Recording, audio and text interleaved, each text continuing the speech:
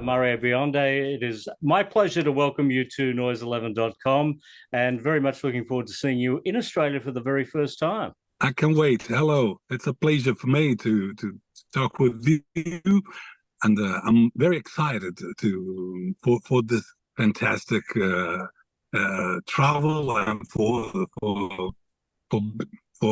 having the chance to come to Australia. Well, you've had like more than a dozen albums. You've been around for 20 years. Why is it taking you so long to get down here, Mario? It's not easy because we got a lot of concerts all around the world, and Australia is a bit far from here. You've had, as I mentioned, a dozen or so albums. In the last 3 years, though, Crooning Undercover in 2023, Romantic in 2022, Dare in 2021, you've been very active in the studio in the last few years. Yes, I cannot stand to stay calm and to live without new productions. For me, the music is. It's my life, and I got to talk every day. I cannot talk 1 day per year. I got to talk every day, and I got to write every day, and I love to producing music every day. So the most recent album, Crooning Undercover, has a lot of special guests, and you've had guests on records before, but this one is jam-packed. Yes. With a lot of friends that you brought in. Are they friends? Yes. Are they people you just ring up and say, "Hey, come and join me in the studio"? Yeah, they are very good friend of mine, and we got a very good relationship. We are always on the run in Italy and in Europe, and we can meet each other's at the jazz festival all around the world. And every time it's a party. Every time we got the chance to meet, and this record was the opportunity for having almost all of my friends in the music, of my brothers in the music. When we go back to that first album, Handful of Soul, which must seem like such a long time ago for you now, but that's where it all started. How often do you revisit the songs from that record in live concerts? From Handful of Soul, we got Never Die, we got I'm Her Daddy, and obviously This Is What You Are, because this is our Trojan, our hit. The inspiration that you have seems to come more so from the United States than from your homeland in Europe. Artists like Isaac Hayes, Al Jarreau, Lou Rawls, who I read were the inspirations for you. The first cassette that I received in my life was thanks to he gives to me this cassette with Al Jarreau, with Doobie Brothers, with Mike McDonald, with George Benson, and thanks to him, I start to know this artist, and I find in them my inspiration, my soul, my kind of my way to live. I loved your version of You'll Never Find Another Love Like Mine, the Lou Rawls song, because that was a song that I was playing on radio when I first started in radio, when I was like 18, 19 years old. And, late 70s, radio stations still had turntables. We were playing Lou Rawls on 7-inch vinyl. You'd get the single out, you put it on the turntable, either the left or right turntable. And, that's a song that resonates with me. And, I particularly honed in on when I was listening to your music. You have a talent for taking someone else's song and making it your own. Is that, part of what you do, part of the Mario magic in the studio? Maybe I grew up in the clubs, and I had a lot of covers in my life.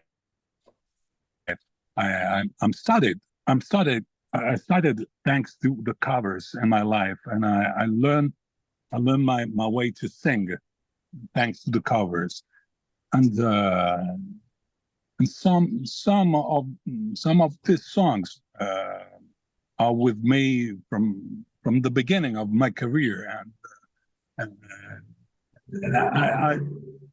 I'm usually try to celebrate these songs. You do some great covers. I loved your version of What's Going On, the Marvin Gaye song. And that was a very, very bold move, I will admit. It's such a classic soul song, but it's also a very important political song. Do you see the relevance in that song that, even though Marvin Gaye sang those words for the people of the 60s, those words have relevance for the people of 2024? Yeah, unfortunately, yes. The song is modern because the message is maybe not understands yet in the world, and it's a pity. But the music is I think is invincible, and maybe step by step, decades by decades, can do something for the world, for the bad situation all over the world. Another brave move, I thought, was Strangers in the Night, covering classic Frank. But again, you take that song, you make it different. There's only one other person I've ever heard perform that song and make it her own, and that was Bette Midler. And you have now done that song and you've made it your own, because you just can't cover a Frank Sinatra song the way Frank does it. You've got to do something different, and you did it your way. Yeah, we try to put this small town style on Strangers in the Night. It was funny to sing and to play, definitely. But I was a bit afraid about maybe it's too much for a song like Strangers in the Night. But it was good to do it, to have done it. Another brave move, Smooth Operator. That's where I've never heard any man dare to go before. No. But wow, that's you tend to pick songs that offer the singer a challenge, don't you? And Smooth Operator must have definitely been a challenge. See, yes, I agree with you. Yeah, but the challenge is to be yourself, and to sing the songs with the truth of the songs, and sometimes when I'm listening to my covers, I'm not good with me. I'm against myself, and I say, no, I did a very bad vision of this cover. Maybe it wasn't good to do it. But when I'm not in contact with me, and I'm listening to the song from another room or from another space close to me, I pay attention and say, wow, this is a strange version. It's funny. Well, who is it? Oh, it's me. No. Oh, wow. And at this moment, I understand that I put my heart on on this cover, and I'm trying to do my best. Do you consider yourself a jazz singer or a soul singer? Maybe jazz singer. You're a jazz singer who sings a lot of soul songs. See, yeah, I don't know why, but and it wasn't easy in the '80s for me to sing a soul music, because all around me just rock, and the songwriters in Italy were only in the rock vision of the music, and if you in the past in Italy start singing something like "Ain't no sunshine when she's gone," people say, "No, no, this kind of music. You got to sing something rock. This is not good." It wasn't easy for me. You've come from a musical background. Your father, Stefano, was, quite a famous singer in Europe. What did you learn from him, and what he had to go through in the industry? It was a very, very strong man. It was he grew up after the Second War in Italy, and it was very he has a very clear ideas. It was always sharp in his expressions. Yes, you got to do this. You got to do that. It's okay. You got to do. Are you sure? Yes. It was very, for me, was an inspiration and a strength for everything in my life. Because thanks to him, I understand that if you believe, you can do something. And small, big, medium, it's not important, but you can do it.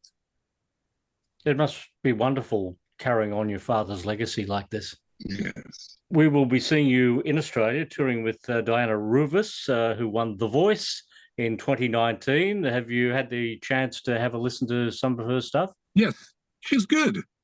She's good. She's got a very good voice, and she's a nice girl. And we are in contact via Instagram. Yeah, we already texting to each other's. Will you be doing a duet while you're with her? Yes, probably. Yes, we are working on. Yeah. Ah, very good. What sort of songs? What song have you thought of that? No, I cannot tell you now. Well, I'm going to find out in 2 weeks anyway. Yes, but easy. We would like to give it a tribute to my very good friend Bert Bacharach. Oh, fantastic! I look forward to hearing it at one of the shows then. So Brisbane, May 21, Melbourne the 24th, and Sydney on the 25th. So you're starting off at the hot city, you're coming to the cold city, and then going to the medium city. Okay, fantastic. Pack for summer, pack for winter, and pack for autumn. Yes. Great to talk to you, Mario. I look forward to seeing you in Australia very soon.